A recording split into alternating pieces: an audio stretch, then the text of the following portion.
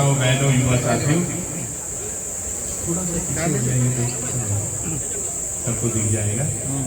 आपका बहुत बहुत धन्यवाद जो डॉक्टर साहब के एक निवेदन पर आप सभी पधारे हैं। मुझे अपना समर्थन देने, अपना आशीर्वाद देने के लिए मैं आपका हृदय की गहराइयों से धन्यवाद करता हूं।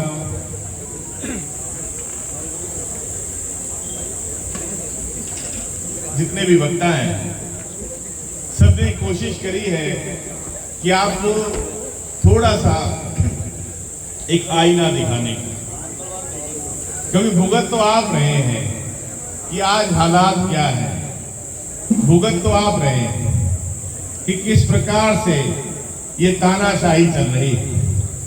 जब जब भी जहां जहां भी आपने अपनी बात रखने की कोशिश की है, आपकी सुनवाई नहीं हुई है। और यही कारण है कि आज जहां जहां भी भारतीय जनता पार्टी के प्रत्याशी जा रहे हैं, उनका विरोध हो रहा है। वो ऐसे ही नहीं हो रहा, वो इसीलिए हो रहा है कि इतने सालों से, जब से ये भाजपा की सरकार है, किसी की सुनवाई नहीं हुई, ना किसानों की, ना गरीबों की, ना युवाओं की, ना महिलाओं की, ना कर्मचारियों की, ना खिलाड़ियों की, और तो और जो हमारे चुने हुए सरपंच हैं, उनका भी तिरस्कार हुआ, जो कि लोकतंत्र में कोई अच्छी बात नहीं है। सरकारें चुनी जाती हैं समस्याओं के समाधान के लिए, लेकिन ये पहली बार हो रहा है जी कि इस भाजपा सरकार ने जनता की समस्याओं को बढ़ाने का काम किया है, घटाने का काम नहीं किया है। और यही कारण है कि आज जन जन की ये आवाज आ रही है कि वो इंडिया गठबंधन के लिए समर्थन मांग रहे हैं। आज चाहे कोई किसी भी पार्टी से जुड़ा हुआ हो, आपने भी देखा होगा कि कोई किसी भी पार्टी से जुड़ा हुआ हो, वो तानाशाही के खिलाफ है, क्योंकि हमारे भारत देश में तानाशाही की कोई जगह नहीं है। कहीं प्रॉपर्टी आईडी में उलझा के रखा है, कहीं फैमिली आईडी में उलझा के रखा है, कहीं मेरी फसल मेरा ब्यौरा में उलझा के रखा है, पोर्टल से परेशान किया। गलतियां कोई करता है, भुगतनी आपको पड़ती। बार बार विधानसभा में बात रखी कि जैसे पहले कागज पर आवेदन कर दिया जाता था, वैसा ही आज भी होना चाहिए। अब ठीक है, आपने डेटा को कंप्यूटराइज करना है, अपडेट रखना है, आप करें, सरकार करे, पर उसका जो बोझ है वो जनता के ऊपर नहीं पड़ना चाहिए, वो जनता के ऊपर नहीं पड़ना चाहिए। लेकिन सरकार ने कोई सुनवाई नहीं। विधानसभा के अंदर भी मैंने सैकड़ों मामले उठाए, हर वर्ग से जुड़े हुए, हर वर्ग से जुड़े हुए, वहां पर अपनी बात रखी, जन जन की आवाज उठाई। और आज इसी कारण से शायद कि आपकी आवाज पर कांग्रेस पार्टी ने मुझे इंडिया गठबंधन का उम्मीदवार बनाया है। और आपको विश्वास दिलाता हूं कि जब आप मुझे चुनकर भेजेंगे, जैसे विधानसभा में मैं चुप करके नहीं बैठा, विपक्ष में होते हुए भी सर्वश्रेष्ठ विधायक का अवार्ड मुझे मिला, विपक्ष में होते हुए, तो मैं आपको विश्वास दिलाता हूं कि जब आप मुझे चुनकर लोकसभा में भेजेंगे, वहां आपकी आवाज गूंजेगी, वहां मौन धारण करके मैं बैठने वाला हूं। आप खुद देख रहे हैं कि कौन सी आवाज उठाई गई, कौन सी बात हमारे यमुनानगर की, या कोई पूरे यमुनानगर हल्के की, यमुनानगर जिले की, अंबाला लोकसभा क्षेत्र की, कोई तो बात उठी हो, कोई तो बात आई हो, कुछ भी तो नहीं। तो हम चुनते किस लिए अपना प्रतिनिधि? प्रतिनिधि होना चाहिए आवाज को उठाने वाला, ना कि आवाज को दबाने वाला। आवाज को उठनी चाहिए जिससे कि हमारी समस्याओं का समाधान हो सके। और मैं आपको विश्वास दिलाता हूं कि जब आप मुझे चुनकर भेजेंगे, आपको आपके बीच में मिला करूंगा, आपको मुझे ढूंढने की आवश्यकता नहीं पड़ेगी।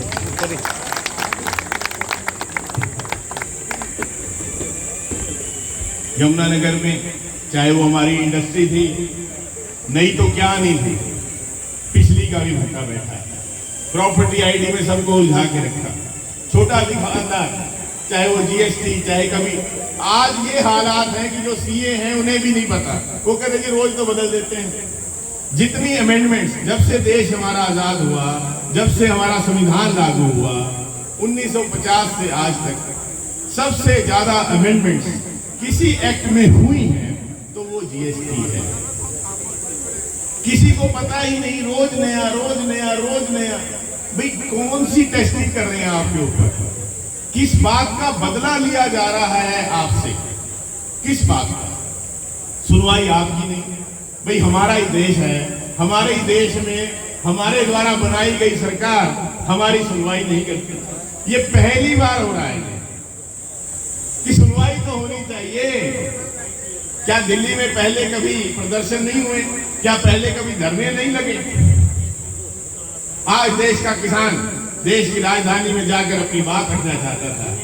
अरबों खरबों रुपए खर्च दिए, कहीं कीलें लगा दी, कहीं दीवारें खड़ी कर दी, कहीं लाठियां चला दी, कहीं गोलियां चला दी, कि जाने नहीं देंगे। क्यों नहीं जाने देंगे? क्यों सुनवाई नहीं है? क्यों सुनवाई नहीं? किस बात की तानाशाही? किस लिए? क्या लाभ है? आप बताइए कि तानाशाही का क्या लाभ है?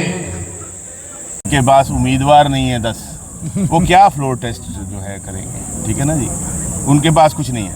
इसमें जो है कांग्रेस के रहे तो बीजेपी जो विपक्ष में थी रोक लगाती थी भ्रष्टाचार का नहीं होता, और 10 साल बीजेपी रही, सेम रेपुटेशन। अब कुछ लोग जो समाज सेवी संस्थाएं हैं कर हम तो नोटवा को चुनेंगे, दोनों ही एक ही सिक्के के दो पहलू हैं। नहीं, ऐसा कुछ नहीं है, और आप देखेंगे जब गिनती होएगी आपको साफ पता चल जाएगा कि क्या है, भाजपा क्या है और कांग्रेस क्या है। तो सर भूपेंद्र हुड्डा जी का क्या कार्यक्रम होने वाले दिनों में? 15 तारीख को 4 बजे आशीर्वाद पैलेस में चौधरी भूपेंद्र सिंह हुड्डा जी आ रहे हैं हमारे बीच में।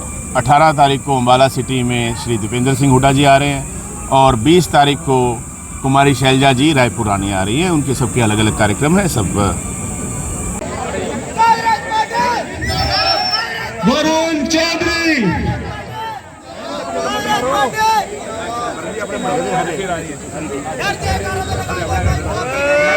Pradeep Chaudhary, Pradeep Chaudhary, Congress party, Congress party, Congress party, Varun Chaudhary, Varun Chaudhary, Varun Chaudhary, Congress party, Congress party. अब साथियों समय को देखते हुए जो वक्ता रह गए मैं उनसे माफी चाहूंगा। उनमें देवेंद्र MC जी, अमरजीत कोहली जी व अन्य सभी साथियों से मैं चाहूंगा डॉक्टर राजन जी अपने विचार रखेंगे। डॉक्टर राजन जी।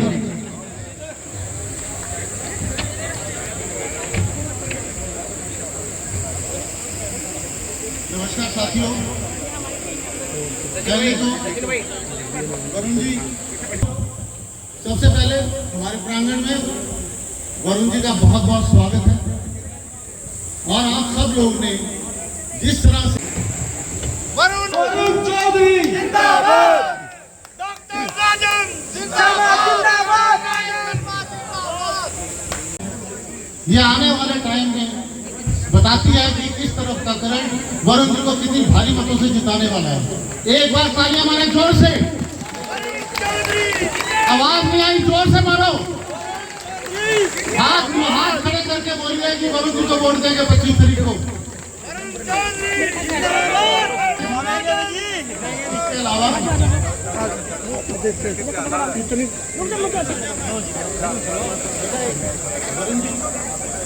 वरुण जी, मैं आपके सामने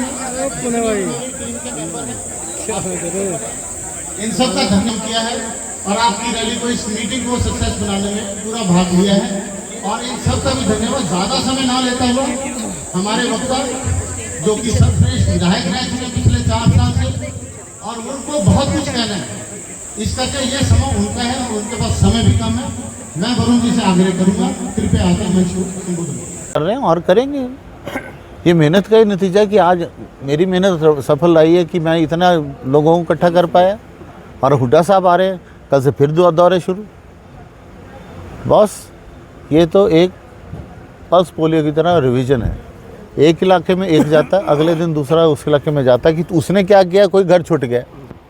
सर गुटबाजी का अब तो भगवान के वास्ते हमारे को गुटबाजी के इल्ज़ाम लगाने बंद कर दीजिए। विधानसभा में उठाइए। कोई गुटबाजी नहीं है। आप पहले यमुनानगर में कहते थे, सारे स्टेजों पे आपको सारे नज़र आ रहे हैं, ठीक है। यहाँ कैंप में आपने देखा होगा, जम्मू कॉलोनी में देखा होगा, अब आगे इधर भी हूँ चोपड़ागढ़ में। मैं अब क्योंकि मेरे घर में ये था तो मैं अब जो साथी आए थे उनको धन्यवाद किए बगैर तो जा नहीं सकता था। तो आज सभी करोड़ रुपए अब भी कहता हूँ सर, उपल साहब, मुद्दा उठाना, हर एक आदमी मुद्दा उठाता है। जैसे अन्ना हज़ारे मूवमेंट हुई थी, जो जो मुद्दे उठे, coal scam, 2G scam, commonwealth scam, एक भी आरोप साबित नहीं हुआ कांग्रेस पार्टी। कितनी कोर्ट इंक्वायरी, एंड में कैग रिपोर्ट में माना गया कि हमने कोल स्कैम में, 2G स्कैम में हमने गलत इल्ज़ाम लगाए। केजरीवाल को ऑलरेडी सिंपैथी वोट मिल चुकी है, अब तो बाहर आके आप दिल्ली से शुरू हो जाओ। जी, दिल्ली की 7 सीटें हैं। दिल्ली, हरियाणा, पंजाब, हिमाचल बीजेपी को चुका देगा और ये उनको पता है। आप हरियाणा को ही ले लीजिए, जब हमारे कैंडिडेट नहीं अनाउंस हुए थे, हमारे को सब मीडिया वाले साथी कहते थे आपके तो कैंडिडेट ही नहीं है, आप क्या करोगे। आप हमारे कैंडिडेट को गिन रहे थे, हमने तो भाजपा को 7 कैंडिडेट दे दिए। हम तो इतनी उदार पार्टी हैं, हमारे पास इतने कैंडिडेट बाकी पार्टियों को भी दे देते हैं। कहीं तो वापस वीरेंद्र सिंह जी क्यों वापस आए? वो इस करके देख के आए कि वहाँ एक मुखर आवाज़ नहीं चलती, 1 मैन शो। टिकट तो उनको क्या पता विधानसभा में, ये तो पार्टी हाईकमांड का है। मैं इस उच्चते से नहीं रख सकता, मैं नहीं कर सकता और कभी भी शर्त के साथ पार्टी में नहीं आए। आज जो भी कैंडिडेट बने हैं सारे के सारे इतनी अच्छे उसमें ले रहे हैं कि हम 10 की 10 सीटें जीतने।